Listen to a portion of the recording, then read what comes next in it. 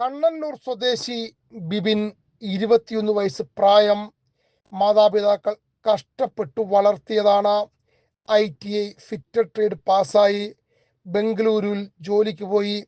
അവിടം വരെ കുഴപ്പമില്ലായിരുന്നു. ബംഗളൂരുവിൽ എത്തിയതും ബിബിൻ ആളാകെ മാറി. ട്രെൻഡിനൊപ്പമായി. ആദ്യം സിന്തറ്റിക് മയക്കുമരുന്നിന്റെ രുചി അറിഞ്ഞു. പാലക്കാട്ടേക്ക് വരുന്ന വഴി വാളയാർ ടോൾ പ്ലാസയിൽ വെച്ച എക്സൈസ് സംഘം ബിബിന്റെ അടിവസ്ത്രത്തിനുള്ളിൽ ഒളിപ്പിച്ച നിലയിൽ കണ്ടെത്തിയത് 25 ഗ്രാം മെത്താഫിറ്റമിനാണ്.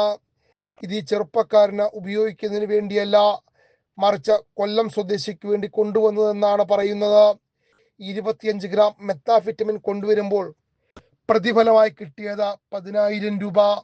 ഇപ്പോൾ ജീവിതം തന്നെ 10,000 രൂപയ്ക്ക് വേണ്ടി നഷ്ടമായിരിക്കുന്നു.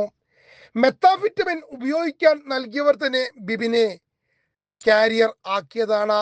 2 ആഴ്ച കൂടുമ്പോൾ നാട്ടിലേക്ക് എത്തുന്ന പതിവുണ്ടെന്ന് മനസ്സിലാക്കി ഇവർ ബിബിനെ കാരിയർ ആക്കുകയായിരുന്നു.